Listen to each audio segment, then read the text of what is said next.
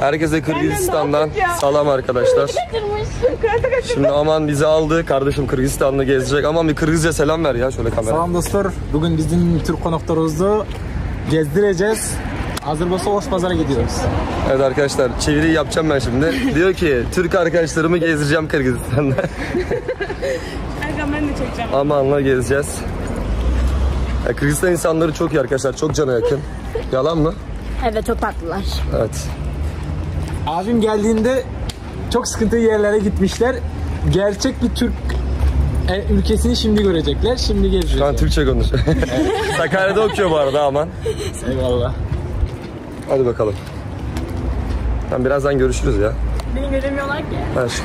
Ben de. Kırgızistan'da güzel, ünlü olan bir şey söyleyeceğim. Her yerde, her sokağa gittiğinizde böyle bir yeri görmüşsünüzdür. Bu neyi anlamı gösteriyor? Bir de Kırgızların işte eskiden hayvan sütüyle içerken ayran, sizde de çok içiliyor ya, bizde çok tüketiliyor. Onlardan en ünlüsü şoro, çalap diyorlar. Bizde sizin ayranın Kırgızcası çalap. Şimdi bunun tadına bakacağız. İlk Kırgızistan'a geldiğinizde farklı bir tadıyla karşı karşıya kalmış oluyor. Hadi bakalım. Deneyelim. Deneyelim. Bir tane biz alıp deneyelim. Şu anda karıştırmadan normal bir ayran aldım. Kırgızistan ayranıymış bu. Ya bizim böyle normal sodalı ayran gibi yani. Sade sodalı ayran. Hamamlarda içiyorduk bunu. Aynı o tadı. Bildiğimiz sodalı ayran. Bayağıdır çok öğrenci var bu tarafta da.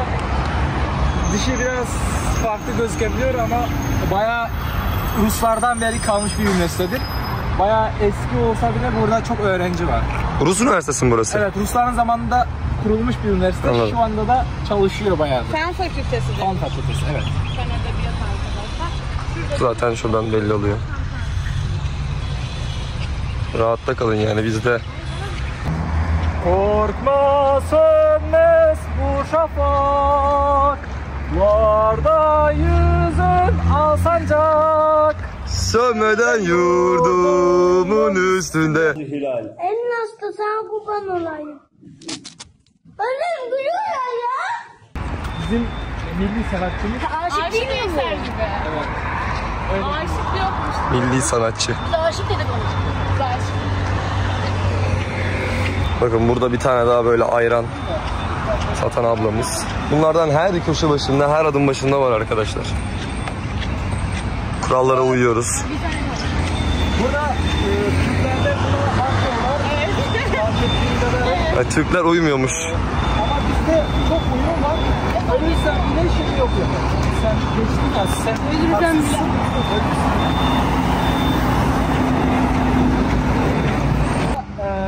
Ekonomi fakültesi üniversite sayılır.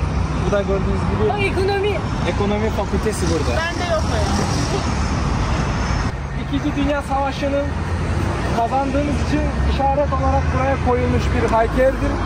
Biliyorsunuz Helal olsun İkinci Dünya Savaşı'na SSR olarak biz de savaşa girmiştik. O durumlarda şu ana kadar her İkinci Dünya Savaşı 9. Mayıs geldiği gün biz bu bayramı kutluyoruz. Her zaman gelip buraya çiçek koyuyoruz. 9 Mayıs mı? Evet, 9 Mayıs'ta 2. Dünya Savaşı'nda Rusya'nın, en doğrusu bizim kazandığımız, Ruslar farklı SSR'nin kazandığı durumda buraya heykel koymuşlar. Bunun her zaman Anlat olarak evet. 9. Mayı'da gelerek buraya çiçek koyuyor. Anladım. Şunu şöyle yakından alayım.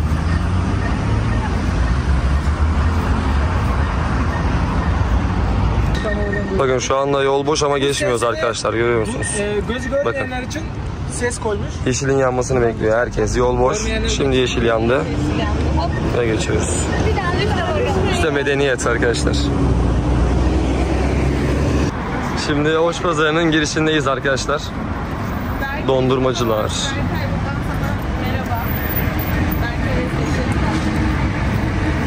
Ya bu otobüsler çok eski ya. Aman bu ne? Trolleybus. O biliyor. Tabii. Genel kültür konuştu.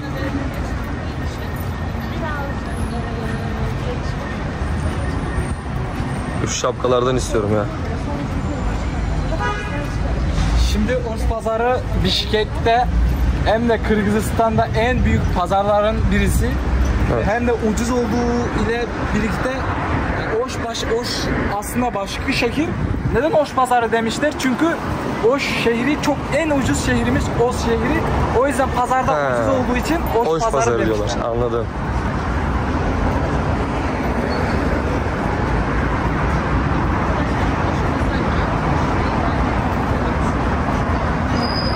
Şu anda Oş pazarına girdik mi? Şu anda Oş pazarındayız arkadaşlar. Zaten yavaş yavaş kalabalıklaşıyor gördüğünüz gibi. Her zaman açık mı burası yoksa belli günleri var mı? Yok, her zaman açık. Her zaman açık. Baktığınız gibi pazara daha girmedik bile. Evet, Sokaklar ona rağmen dolmuş. doğru. Terlikler de var.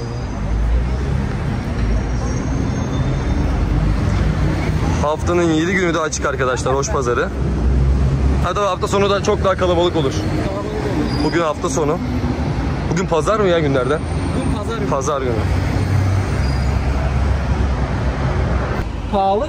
Gördüğünüz gibi bizde sokaklarda bile kulaklık olsun, başka farklı teknoloji olsun çok ucuza satıyor.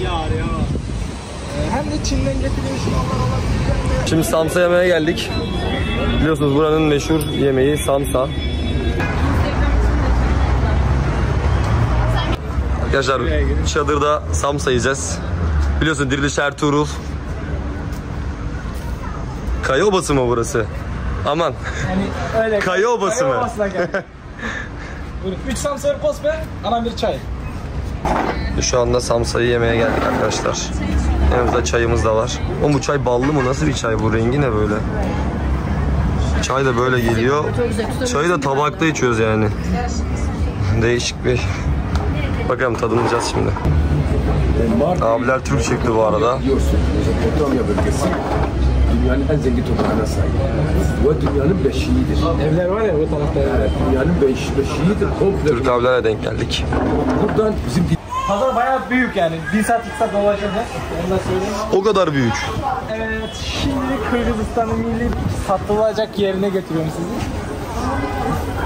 Gerçek kültürlü şeylerini göstereceğim. Arkadaşlar şu an Kırgızistan'ın en büyük pazarındayız. Oş pazarındayız. Evet. Oha. Öncelikle benim burada bir ablam var. Oraya Evet. getiriyorum. Şu geleneksel Geleneksel giyimlerimizi buradan da görmeye başlayabilirsiniz. evet. Giriş tarafında. Bak şu takkeler çok hoşuma gidiyor ya. Bunlar gerçek orijinaller. Bunlar gerçek arkadaşlar. Gerçek. Bunlar biraz öldürüyorlar. Aa bir dakika, Kırgızistan bayrağı almam lazım benim. Evet, burada da bayraklar var. Burada böyle geleneksel takkeler, şapkalar var. Kalpak deniyor bunların ismine. Deniyormuş daha doğrusu. Yakıştı ha bana da. Arkadaşlar böyle kalpaklar var. Bu kısaları. Uzun kalpaklar da var. Taktım şöyle. Bu gerçekmiş bu arada. Geleneksel şapkaları Kırgızların. Evet, bu bizim milli çalıcı komuz diyorlar bizde. Sizce kopuz diyorlar. Kırgızistan'da en ünlü olan bizim müzik çalıcımız budur. Gördüğünüz gibi bunu örük ne Türkçesi ya? Bizde saz diyorlar buna ya, saz. Ağaçlardan yapıyorlar. Gitar. Evet, gitar gibi bir şey. He, bizde saz, gitar diyorlar. Saz, gitar, çalgı. Bizde şey var.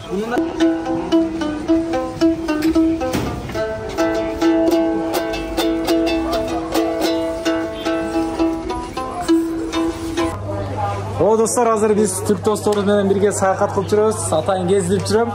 Бизге караганда патриот чыгып калды булар. Карасаңыздар, кыргыздын кийимдерин кийип алып, көчөлөрдө басып жүрөт. Молодец. Şimdi nereye gidiyoruz zaman? Şimdi yemek alanına geçiyoruz. Oş Pazarı'nın ikinci bölümüne, orada yemeklere bakalım. Tamamdır. Şimdi yemek yiyeceğiz. Oş pazarında mı yiyeceğiz yemeği bu arada? Oş pazarı. Burada uygun değil mi fiyat olarak da? Evet. Yemekler de uygun. Ekmekleri göreceğiz şimdi. Evet, şu anda ekmekleri kendiniz yapıyorsunuz değil mi bu arada ekmekleri ya? Ekmekleri kendileri yapıyor bu arada burada. Parasını almış. Kırgızların, Özbeklerin ekmeği meşhur değil mi? Evet, çok meşhur. Kendileri yapıyorlar ekmeği de bu arada arkadaşlar. Efendim? Ekmek var bir tane, onun ismi ne? Samsa. Samsa. Hayır, samsa değil. Ya, hamur işini, ekmeği hep kendileri yapıyor burada, meşhur zaten. Bizde nan diyor. Nan, çocuk ekmekleri. Atakan'ı özürt gibi geziyorum böyle elbiselerle, kıyafetlerle.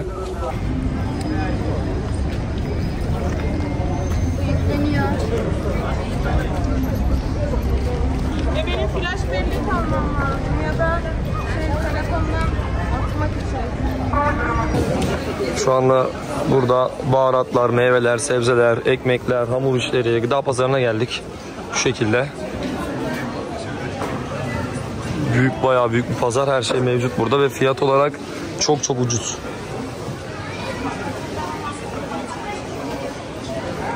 Kuru yemişler var.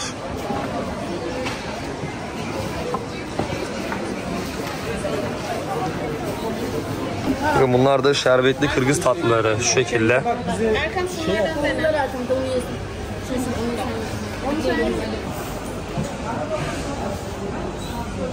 Bu içinde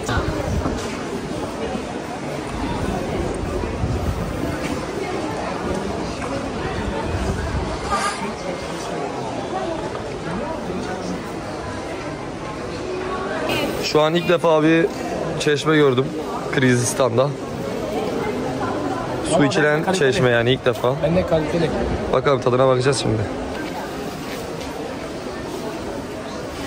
Pazarı gezmeye devam ediyoruz. Evet aman aktaracağım bir şeyler var mı ya bize? Evet, şunda kurutulmuş yemişlerin hepsi bu tarafta. abi Evet. Buyur abi. indirim olsun. Ne istediniz? Bir şey istemiyoruz. Sağ olun. Geziyoruz abla şu anda dolanıyoruz. Ben ünlüyüm.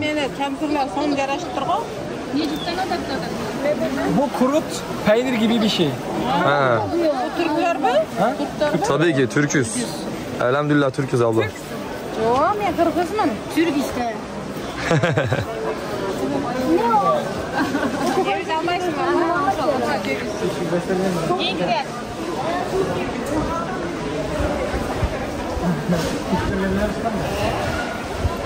Diyor ki yakışmış size diyor. Rahmat. Teşekkürler abla. Rahmat. Rahmat.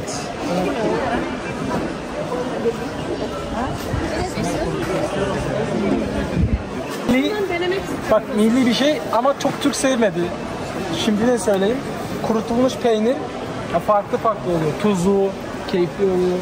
Yani tuzlular da var. Gençler burada da çikolatalar, mikolatalar var. Şekerler var. Tatlılar var. Aman sever misin çikolata? Ben severim ya. En sevdiğin yiyecek ne? Yiyecek bu demeyeyim de ben çikolatayı çok seviyorum ya. Bayağı aşırı seviyorum. Evet, burada arkadaşlar çikolata, şeker, tatlılar, ıvırlar, zıvırlar var. Evet devam edelim o zaman. Evet devam edelim.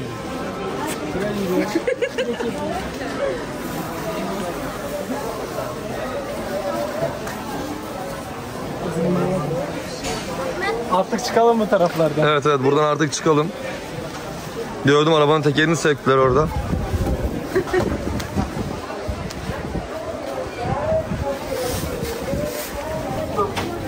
İşte Kırgızistan'ın meşhur ekmekleri, kendileri Bu da yağlı ekmek. yapıyorlar bu ekmekleri.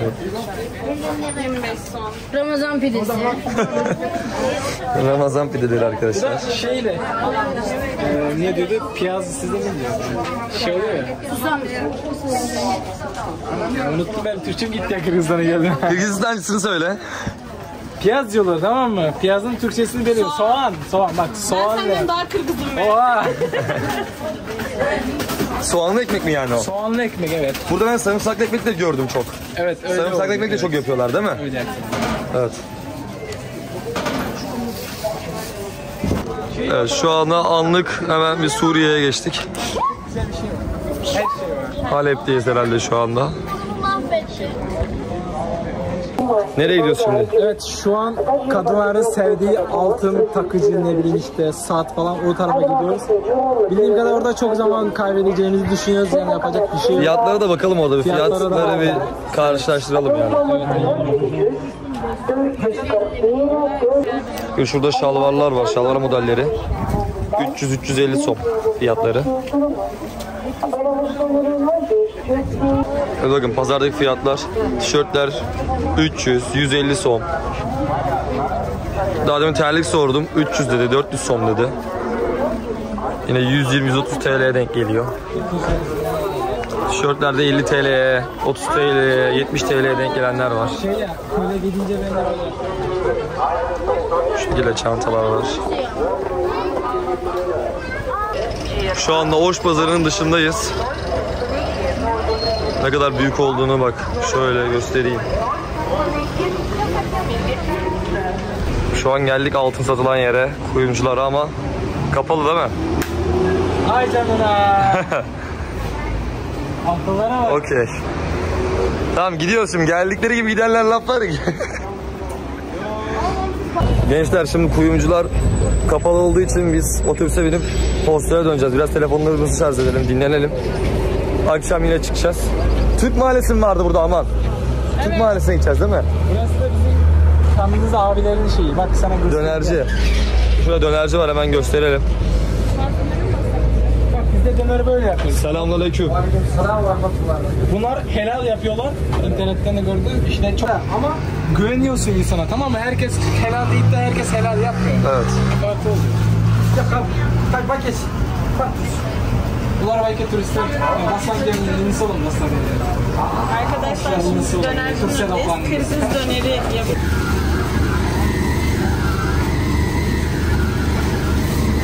Bu Kırgız döneri mi oluyor? Evet. Maşallah. Eti görüyor musun? Evet. Emniyet ol çayke. İnek eti, inek. İnek eti. Arkadaşlar şu anda bir dönerciye geldik. Evet. Ve gerçekten abiler çok yani Müslüman, nasıl diyeyim? Çok İslamik bir yer. Değil mi? Evet. Ve helal bir yer. Abilerin yüzünde nur var, öyle söyleyeyim. Şimdi burada bir döner yiyeceğiz. Kırgız döneri. Tadına bakacağız. Ne düşünüyorsun? Arkadaşlar şu an bizim kardeşlerimizi elimden geldiğine kadar güzel yerlere gezdirmeye çalışıyorum. Eyvallah, sağ olun. Ayrıca ben de Türkiye'ye gittiğimde karşılaştığım güzel insanlar yüzünden ben de hep ülkemi iyi tarafından tanıtmaya, iyi bir şeylerini göstermeye çalışıyorum. Her yönden olsun işte dediğim gibi yani kötü insan vardır, kötü bir insan vardır, kötü bir millet yoktur. Hepimiz sonuçta biz soydan gelmiş bir insanlarız.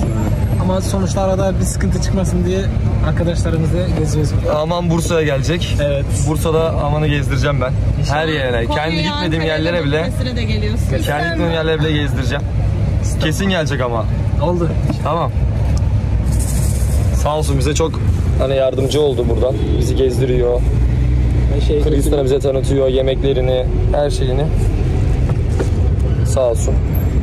Böyle şimdi yiyeceğiz yemeğimizi, ondan sonra hostele geçeceğiz arkadaşlar. Hostelle tekrardan görüşürüz.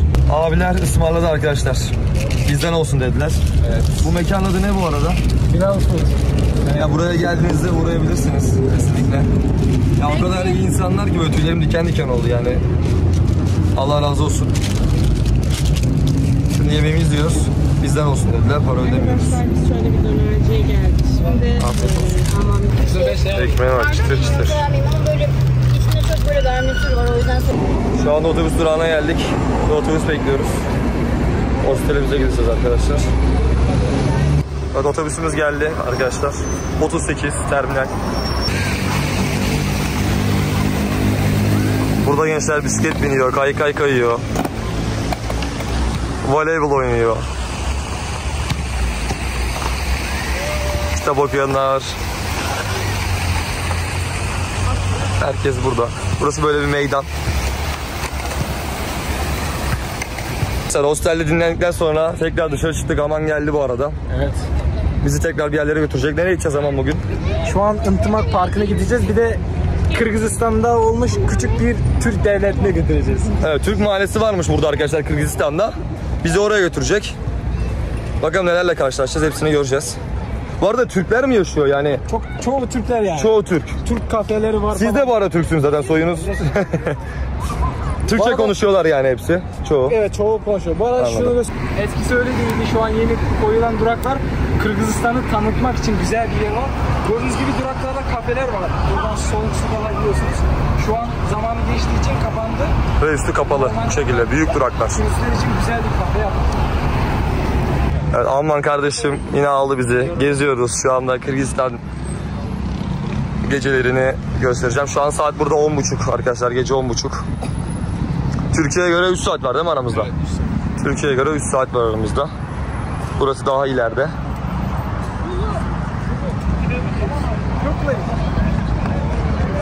dünyaya geldik bir kere. Nasıl orası? Söyle. Biz de bilmiyoruz ki. Bizden daha iyi biliyor ama. Daha Kırgızistan'ın alt geçitindeyiz. Böyle alt geçitte mağazalar falan var. Dövizci var, mağazacı var, telefoncu var, takıcı var. Takken bu arada. Takken nasıl Nilo? Takkesini ben seçtim bu arada arkadaşlar. Hemen yorumlara puan verin çünkü ben seçtim, harika zevkim olduğunu biliyorsunuz. Mor ve yeşil renk. Haki yeşil ve üstüne mor. Çok iyi. Gözlerini ortaya çıkarmamış mı? Harbi çıkarmış. Arkadaşlar burası düğün salonuymuş. Adı ne bunun? Toy. Auto. Öyle bir şey işte arkadaşlar. Tamam neyse ya, düğün salonu. Bilginiz olsun. Lüks de bir yer. Çünkü Royal var yanında. Royal. Oğlum arabalara bakın, arabalara. Şahin var. Sen orada yoksun. Bir de eğlence marşı. Şimdi şarkı söyleyeceklerimiz. Bakalım oraya. Kırgızistan'ın şu anda Beşiktaş'ına geldik, Kadıköy'üne geldik. Burası zengin muhitleri Kırgızistan'ın arkadaşlar. Moda sahil. Moda sahil. Burada ben seni seviyorum Bişkek yazıyor arkadaşlar. Ne kadar kızım, ben seni seviyorum. Mence. Bir yere geldik arkadaşlar. Burada herkes kendi müziğini açıp şarkı söylüyor. Meydanda herkes onları izliyor bu şekilde. Maşallah sesi çok güzel. Kız mı? Oha. Küçük bir kız şarkı söylüyor şu anda.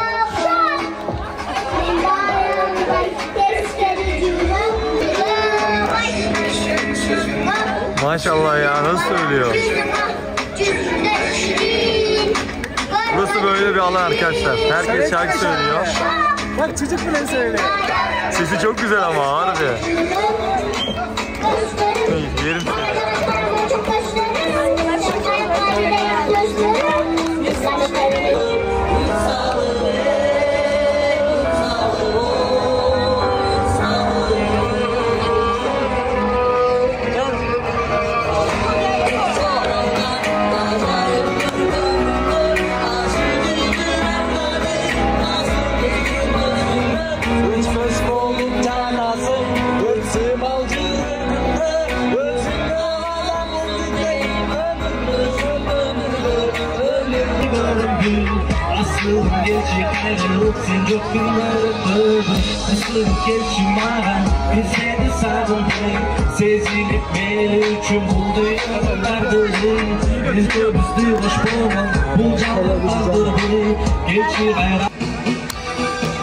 Şarkı bitti ha.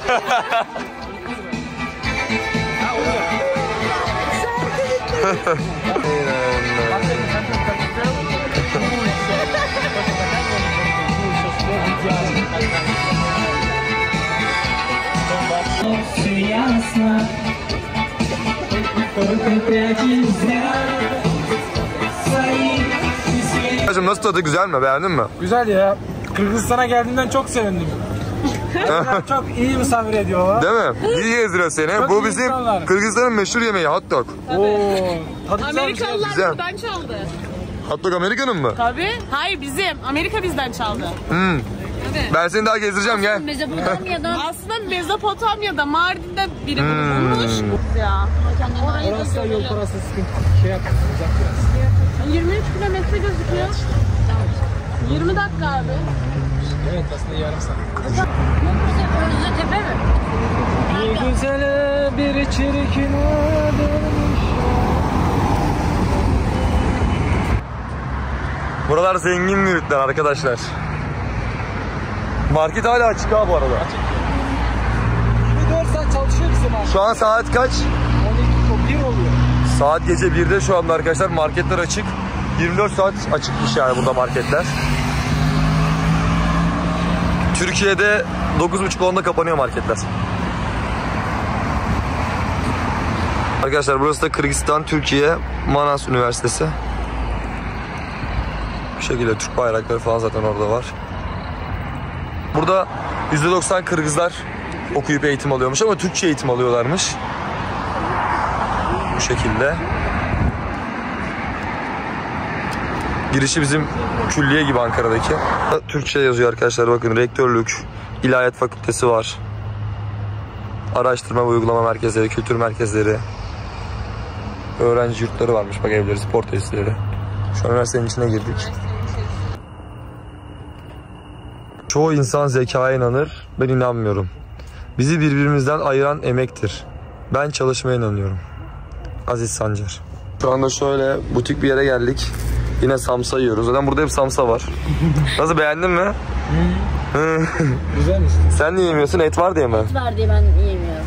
Evet, çok güzel arkadaşlar. Şöyle butik bir yer. Şu an gece 2'ye geliyor saat. Kıymalı şeyler 24 saat açık böyle çoğu yer burada. Çok güzel. Samsamızı ısıttık. Yiyeceğiz şimdi.